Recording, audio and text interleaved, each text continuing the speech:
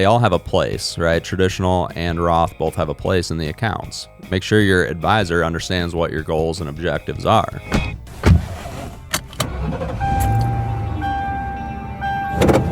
Starting your route to retirement. Welcome to the Guided Retirement Show. I'm your host, Dean Barber. We've got a great show for you today. We are going to recap actually episodes 1 and 2, where we discussed the difference between the Roth IRA and the traditional IRA. There's been many changes in the tax code since that episode. We're going to tackle those changes. And on this episode, we're actually going to bring in Bud Kasper, CFP, and Corey Hulstein, CPA and Director of Tax at Modern Wealth Management. Please enjoy my conversation with Bud Kasper and Corey Hulstein. Before we hop into today's episode, I want to remind our listeners and viewers that you can access the same financial planning tools we use for our own clients on your own time, and all from the comfort of your own home. All you need to do is visit the link in the show notes and click the Start Planning button. From there, you can start building your retirement plan, no cost, no obligation. All right, on the Guided Retirement Show, we have Bud Kasper, CFP, and we have Corey Hulstein, CPA, and of course myself, Dean Barber. So welcome, guys. We're going to talk about Roth versus traditional. Now, one of the very first two episodes of the Guided Retirement Show, we did Roth versus traditional, and we think it's time to revisit that. Things have changed. We got new tax laws coming here in 2026. And so let's dive into the Roth versus traditional. And we're going to have a little bit of fun with this because, Corey, you're a CPA, so you're always going to be the voice of reason, right? Absolutely. You look at things very logically, very methodically, mathematically based. Bud tends to get super emotional. And in fact, Bud is a confirmed Rothaholic. Yes, sir. I'm Bud Kasper, and I am a Rothaholic. And how long have you been a Rothaholic, Bud? Since 2010. How's that? And what's magic about 2010? Why did you become a Rothaholic in 2010? Because they phased out completely the income limits. So before that, if you made more than 100, 110,000, whatever, you couldn't contribute to a Roth account. Now couldn't convert. You could always contribute, but you couldn't convert. Yeah, that's right. Yeah. So in 2010, Bud Kasper became a Rothaholic. And in almost every conversation I have with Bud, Corey, he says the Roth is always the best way to go. What do you think? Yeah, I mean, if you're a CPA, you know the answer is always, it depends. You can't talk to a CPA without getting that answer every now and then. Generally speaking, Roth is going to be the way to go, especially when it comes to retirement phase of life and estate planning as well. Roth is a great tool. But for those who are still working in those high income brackets, there's a spot for traditional 401ks and traditional IRAs. All right, well, let's first start by breaking down the difference between the Roth and the traditional. And of course, with the Secure Act 2.0, we have now Roth SEPs, Roth Simples. We have the ability for 529 money to roll into a Roth IRA, subject, of course, to the contribution limits of the Roth IRA. You have more favorable estate planning due to the Secure Act with the Roth IRA than you do the traditional or the Roth 401k versus the traditional 401k. So, Corey, as the CPA, why don't you just give a very basic explanation of the difference between the Roth and the traditional?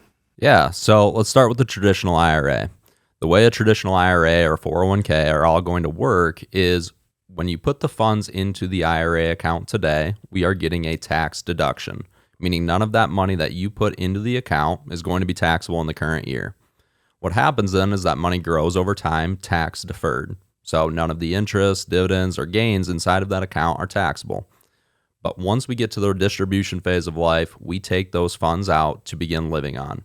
At that point, that is when the taxation happens, meaning all of that income that has grown over time is now going to be taxable to us on the date of distribution. All right. So I started in this industry in 1987. Bud started in 1983. Mm-hmm. And we were taught way back then that we should tell everybody to put all their money in a tax-deferred account because when they get to retirement, they're going to be in a lower tax bracket, and so they get to defer it and then pay taxes at a lower rate in the future.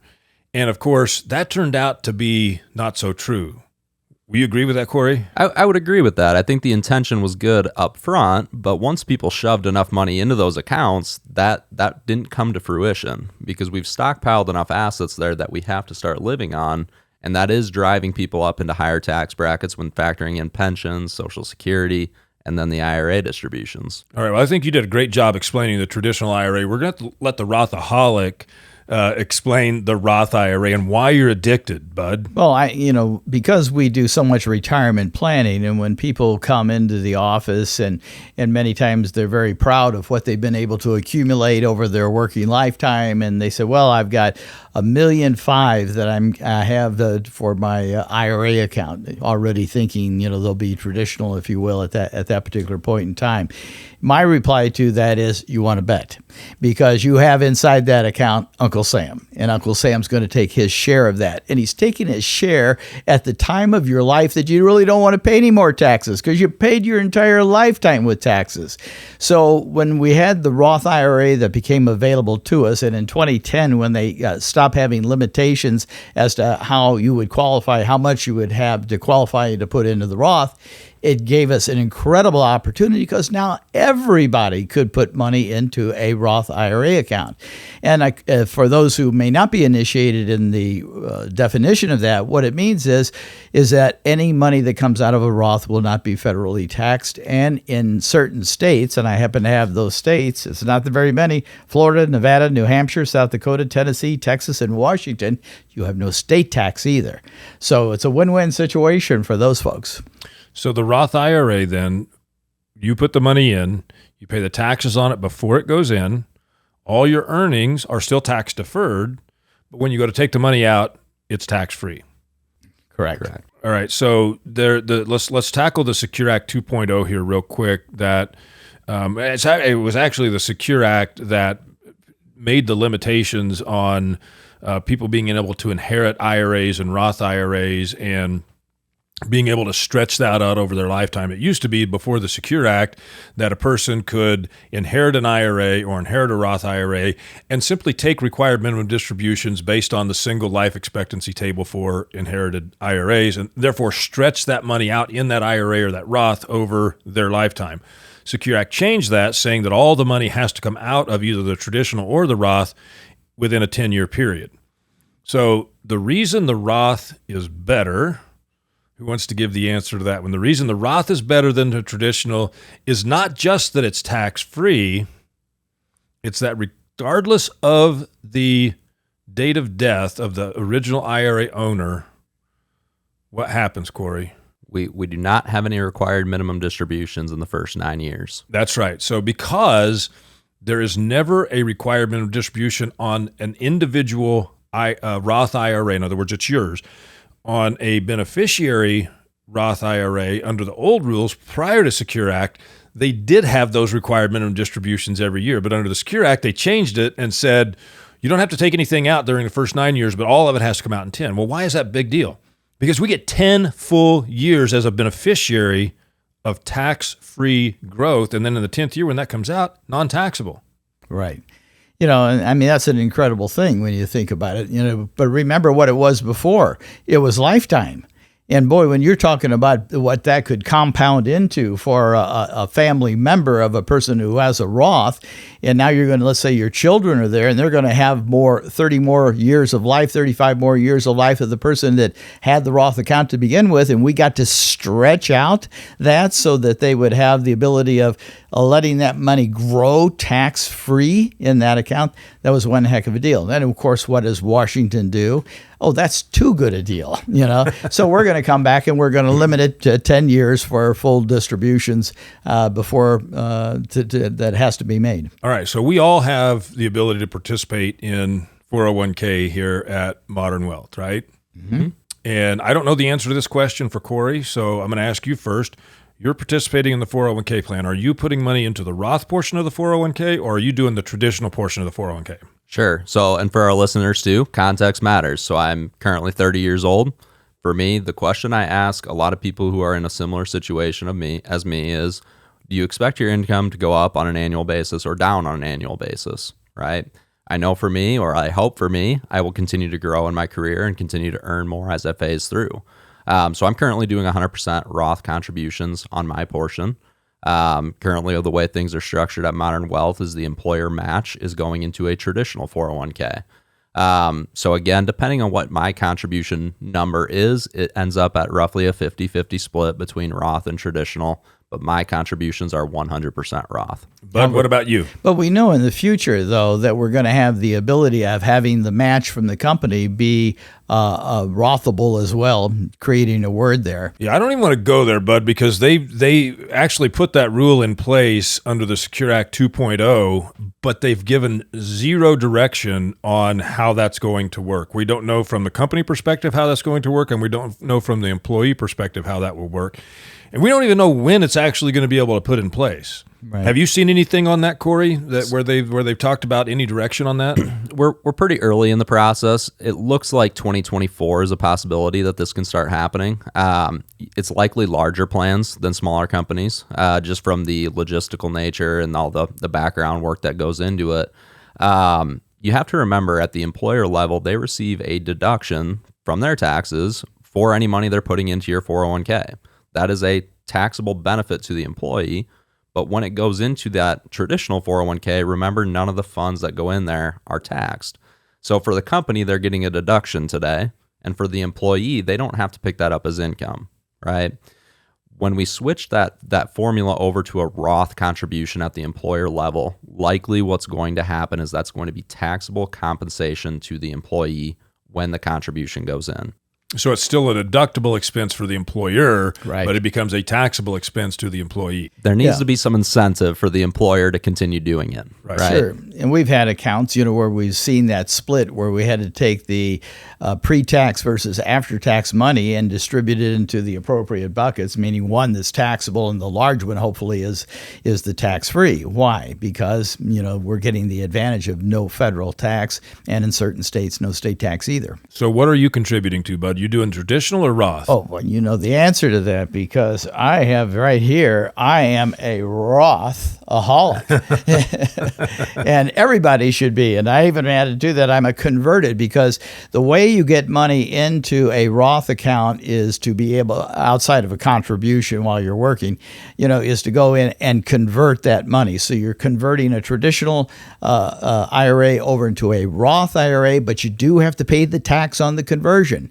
So that in and of itself, from a planning perspective, is a science because you want to know, based upon what your current income is, if I convert, let's say, $10,000, will that put me in a higher tax bracket? Or if I convert X amount, what tax will I have to pay? But remember, the tax that you're paying today will be the only tax you'll pay on that money for the rest of your life. So, but I'm assuming that the reason why you're contributing to the Roth portion of the 401k is because being in the financial industry for over 40 years, you have done a good job of accumulating some money. So you don't plan on your income declining when you choose to no longer work. Exactly right. Yes. I mean, who doesn't, right?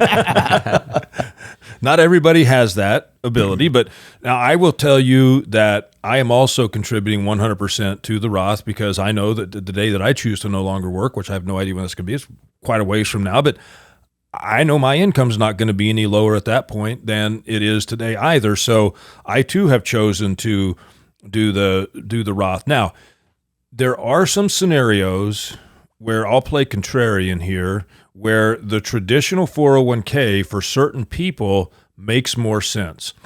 And Corey, since you're the voice of reason here, see if you can follow my thinking. Absolutely. So I've got somebody, and let's say they're 55 years old, they're in their peak earning years, they've done a good job saving inside their 401k. They've also done a good job accumulating money outside of their 401k in a normal brokerage account, joint or trust or whatever it is. They got money in the bank, and they plan on retiring early, say at age 60.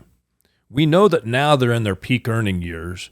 So I want to put money into the traditional side of that 401k to get a deduction at that top tax bracket. Then in the first several years of retirement, I want to delay my Social Security. I want to live off the money that's already been taxed. And when I'm doing that, then I can convert from the traditional IRA to the Roth IRA up to the top of the 12% bracket, or maybe even up to the top of the 22% bracket, to where ultimately then I'm getting money into the Roth at a lower tax bracket than if I were actually contributing to my 401k in the Roth. Does that make sense? That makes absolute sense to me. Again, context matters, but generally speaking, we think about tax law change in 2026. Generally, what I'm telling my clients is if we're in the 24% bracket or less, so 10, 12, 22, or 24, that's where I really don't put a lot of thought into it. Let's put it into a Roth IRA or 401k. When we get into that 33, 35, 37% brackets, that's really where we got to start asking ourselves these questions. And I think one detail you included in there is important. We've saved outside of the 401k and the IRAs. We have flexibility to access funds at a low cost to us once we get to that retirement phase of life, allowing us to convert at those lower brackets. And that's the catch-22, isn't it? If you don't have the after-tax money that you save some other place, a bank, whatever the case may be, how are you going to pay the conversion tax? I tell everybody, when you're just starting out, if your company offers a 401k and they have a Roth option, go with the Roth option all the way. That's my opinion. Yeah. What do you think?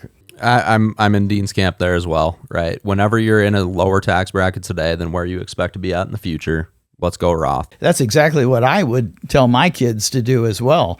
For the simple reason, let's get it in the right, bucket to begin with, and let's continue to move that money forward on a tax-free basis. Well, and why all of this matters is, I always tell people this. No, back up, sir.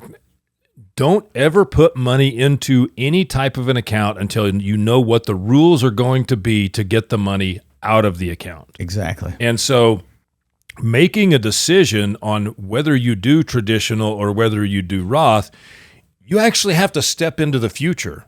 And you have to create a plan that takes you up to that distribution phase, that phase in your life where you're no longer working, but your money's working for you, and now you're asking your money to provide income. And what are the tax ramifications based on today's tax law? We know that Congress can't keep their hands off the tax laws, and they're going to change multiple times.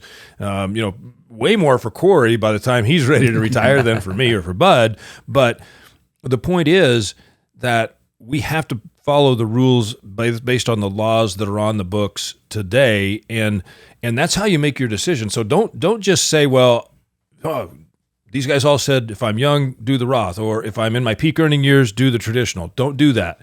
There's a science to this, and the science is all about creating a income stream and understanding how the different sources of income will be taxed so that your objective, Corey, is to do what? Pay as little taxes over a lifetime. Over a lifetime, right? Not in a given year, but over a lifetime. The residual benefits, though, are Social Security taxation, because at a certain level, then Social Security becomes taxable. So what's contributing to that higher tax ability? And the answer is income, right? So if you have Roth income that is tax-free, that's not going to go into the equation. Therefore, you have tax-free Social Security benefit. Expand on that a little bit, will you, Corey? Yeah, essentially the taxation of Social Security benefits is a sliding scale. So if all we have in retirement is Social Security benefits, likely a low percentage of that benefit is considered taxable. As we add additional sources of income, so IRA distributions, that is going to drive up that taxability percentage of the Social Security benefits.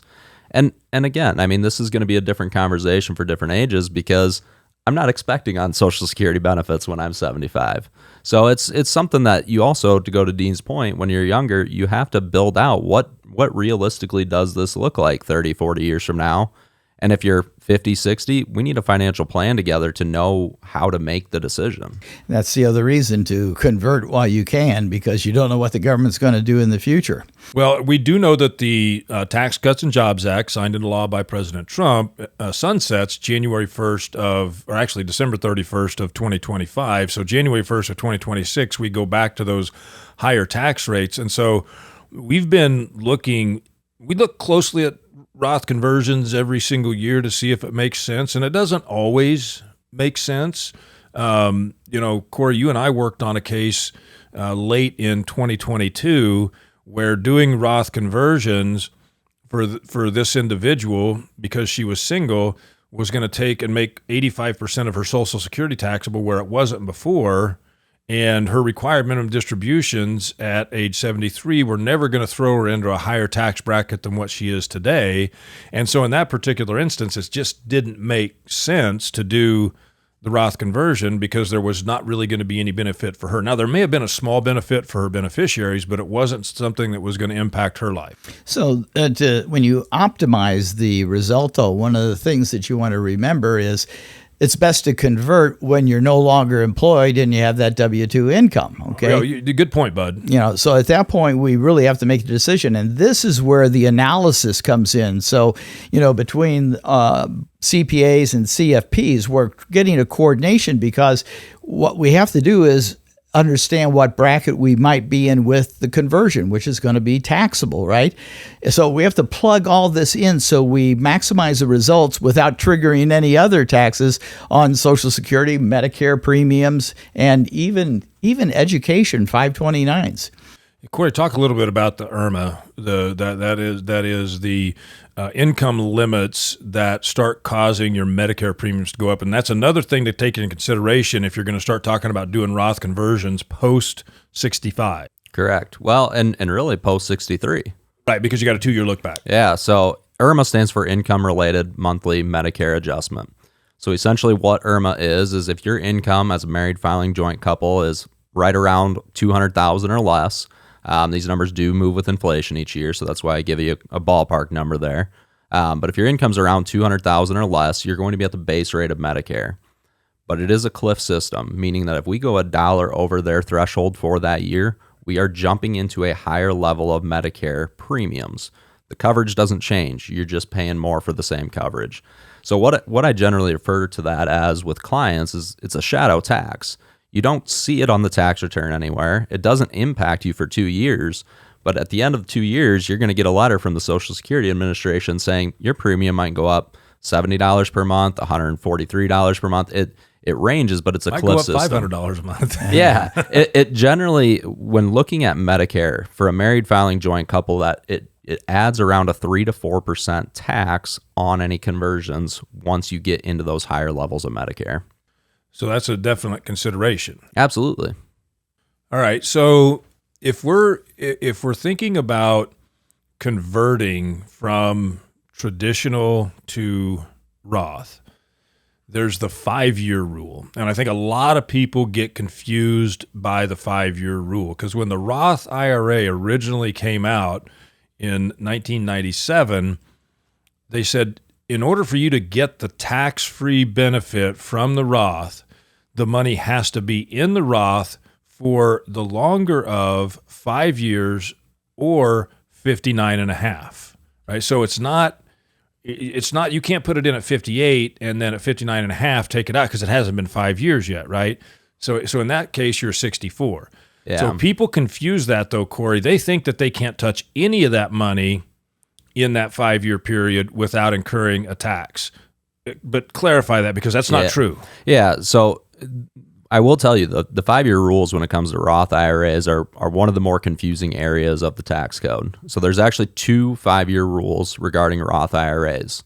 One rule is related to the earnings or growth of the Roth IRA, and one is related to a penalty on the Roth IRA. So regarding the earnings, a Roth IRA needs to be funded for at least 5 years before you can access the earnings of the account. The thing to note here, a Roth 401k is not a Roth IRA. So if we roll funds from a Roth 401k to a Roth IRA at retirement, technically all you can access in that first 5 years is the original contributions that you put into the account. Right. You can always access your principal or contributions. So let's just give an example then, Corey, really quickly. Let's say that somebody retires and they've got $500,000 in their Roth 401k, but only $250,000 of that was contribution and the other $250,000 was growth or earnings. So you're saying then that if they retire, roll that to a Roth IRA, the first $250,000 they spend won't be penalized, won't be taxed because you're going to take out earnings first. Correct. Correct. And as long as they're yes, correct. Yep. Yeah. So then if you're not taking out too much money, in other words, but I could see it though. Somebody says, "Hey, I got $500,000 in my Roth portion of my 401k. When I retire, I'm just going to roll that over to a Roth IRA, and then I'm going to use that money to buy that beach house." Correct. Yeah. And then so you're, in the example I just gave, $250,000 of that would be subject to tax. Correct. So that's the first Roth 5-year rule. It's related to earnings. Roth IRA must be funded for 5 years before you can access the earnings of the account. That also applies. You can't touch the earnings before 59.5. You can touch the principal, but just be aware of that as well. The second one is more related to conversions, the second 5-year rule, and that's really geared towards a pre-59.5 penalty. Because remember what I said, we can access our contributions before 59.5 without penalty, but we can't access any of the earnings.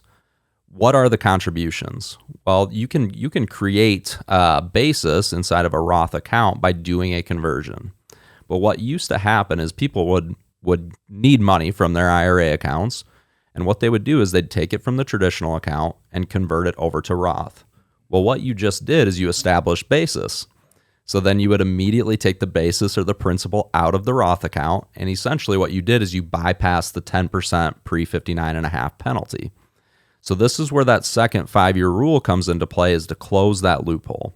So what that's saying is on any conversions, this only applies to people who are pre-59.5 because that's when the 10% penalty is applicable. But any conversions that you do pre-59.5 have a 5-year clock before that basis can be touched without penalty. Right. Okay, that's it. Yeah. And by the way, this is the exact reason why people need to work with professionals, who have both of these contexts associated with what this is about. Dean and I also do America's Wealth Management Show. And Dean, you've brought up many times, because the question that we get from clients is, or prospective clients is Congress going to take this away? And my reality, I think, out of this is going to be no. And the reason for that is, as of the time of this show, we are $32.7 trillion in debt, and they need money all the time. So they're getting more money by having people who are Rothaholics, that we're actually doing this money now because they get revenue to help offset some of the expenses they have. The problem is that Congress doesn't know when to stop. Yeah, well, it's short-sighted, to be quite frank about it. It is very short-sighted on Congress's point. But, our good friend Ed Slott, who Bud and I have studied with since 2004, he talks about this whole idea. He calls it the Rothification of America, right? When they started doing the SEP Roth and the simple Roth and allowing the 529 to go to the Roth. Why would they do that? Because they don't want the tax deductions today. They'd rather have the revenue than having somebody deduct the money when it goes into the traditional type 401k plans. Yeah, generally speaking, Congress is going to be short-sighted. Their job relies on re-election every 2 to 6 years. So that's part of the puzzle here. But to Dean's point there, Secure Act 2.0 has really doubled down on a lot of what we see with Roth IRAs, that they're safe for the time being. The employer contributions, the 529s to the Roths. We've seen a big push actually by Congress to expedite income by letting people contribute to, or wanting people to contribute to Roth accounts. Now there is one scenario in which I can see that the Roth IRA would not be a good idea. And I'm going to go back to the whole conspiracy. Oh, government's going to get me to pay the taxes, and then they're going to change the rules, and they're going to make this taxable later, so I have to pay tax twice. Well, that's one of the things. We've never had double taxation. There's never been a scenario where the same dollar's taxed twice to the same individual, right? So how could they do it? The only way that I can fathom that they could tax that Roth money is in 5 years, 10 years from now, they completely eliminate the income tax and they replace it with a national sales tax. And in that instance, then you would be paying taxes as you spend that Roth money. Yeah, so if you are of the opinion that we could come into a national sales tax and completely eliminate the income tax, then converting to a Roth would be a horrible idea, right? Then I'd want to leave everything in traditional, and that way I've got a bigger pot of money that I can spend. Yes, I'm going to pay the national sales tax, but I got a bigger pot of money. And there's several states that have already gone there. Florida is an example, so that's one of the benefits for residents of that. So your point is well taken with that, Dean. Yeah, and another angle on that, because I have several conversations with clients about this as well, is what are they going to do with Roths, and what if it does become taxable in the future? And my answer, I appreciate that side of it because I haven't thought about it from that angle. But my rebuttal to that is always, who's tracking basis inside of a Roth IRA when you're after 59 and a half? Nobody. Nobody's tracking it. There's no requirement to track it. So how do you know what's been taxed and how do you know what hasn't been? So the only scenario I can see in that example is if we're not doing a sales tax type situation and they want to start taxing Roths, how can you argue what should be taxed? It has to be the fair market value of the account on the date that goes through. So all of that growth that's happened, in theory, would then still be tax-free. Well, I know last year we did more conversions than we've ever done because of what you said, Dean. It's going to sunset on 12/31 of 2025. And I think we're probably going to have more this year because it's narrowing down from that point of opportunity. Well, we're able to convert today at a lower rate than we know what will be in 2026. That's true. Which is why we're doing more conversions right now, kind of pushing those brackets up. I think the bottom line here is that both the traditional and the Roth have a place in people's financial plan, and they have a place in people's retirement plan. If it were possible to have 100% Roth, I would love to have 100% Roth. For those of us that have been working for any number of years, it's virtually impossible because all company match goes into the traditional side of things, right? So you don't see very many people with all Roths. I do have a few clients that got to live their retirement with all Roth money because remember in 1997 when the Roth originally came out, if your income was below $100,000, you could convert and you were able to then spread that tax liability out over a 5-year period. And Ed Slott tells a great story about a couple that were teaching at the time that in 1997 he suggested that they go on a 1-year sabbatical, not have any income so that they could convert their entire retirement accounts to Roth IRAs and spread that out over a 5-year period. And their coworkers thought they were crazy, but it winds up that that was a brilliant move. And I did have several clients back in 1997 take advantage of that and do conversions of their entire IRAs, and then they lived, on tax-free income, and it didn't cause any of their Social Security to become taxable. So they truly created a tax-free retirement. The other part of that is, remember the guy, I think he was perhaps with Amazon, who funded the Roth account or purchased it and got the stock in there at an incredibly cheap price, and it's worth like... It's PayPal, and it was Peter Thiel. Okay. Yeah, that's right. Yeah. Right. And what's it worth today? Hundreds of millions of dollars, all tax-free. Yeah. So, and I think something Dean said earlier there of they all have a place, right? Traditional and Roth both have a place in the accounts. Make sure your advisor understands what your goals and objectives are, right? Because things like qualified charitable distributions, what's the point inside of a Roth IRA? Nope. That money's already been taxed. Right. So make sure your advisor understands what it is you're trying to do. For those who are charitably inclined, the traditional IRA is a great tool to utilize to complete those charitable donations. Well, you and I have had several scenarios just this year where we're saying, okay, we want to do conversions, but we want to leave a certain amount of money in the traditional because we know we can get it out of the traditional with the qualified charitable distributions, and it never gets taxed because it goes straight from the IRA to charity, and it doesn't show up on the tax return at all. And so what better way to give money to charity than from a traditional IRA? So anybody that's charitably inclined, Corey, I'm glad you brought that up. It's never a good idea to convert all of it to Roth. Right. Mm-hmm. But for the majority of you, I want you to think about converting and becoming a Rothaholic. I have to tend to agree with you that, like I said, if I could have all my money in a Roth, I'd have it there. Unfortunately, Roth hasn't been around my entire working career. It wasn't around your entire working career. It wasn't until 2010 that we could be able to do some meaningful conversions. So the point is well taken with what you said, Corey, though. Create the plan.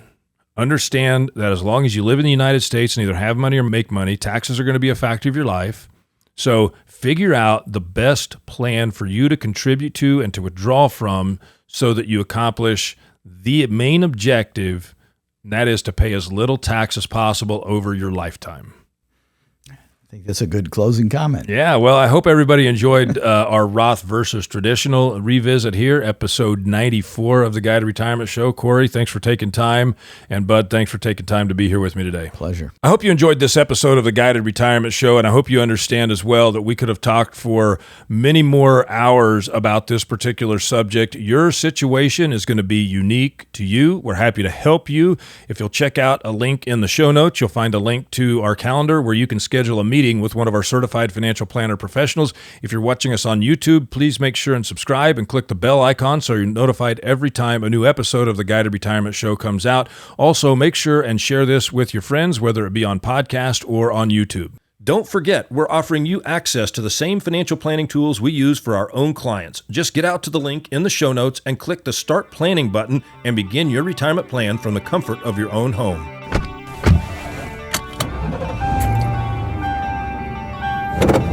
Starting your route to retirement. Thanks for watching. Subscribe here to get the latest from the show. Also, be sure to leave a comment and share this episode with your friends. Investment advisory services offered through Modern Wealth Management, LLC, an SEC-registered investment advisor.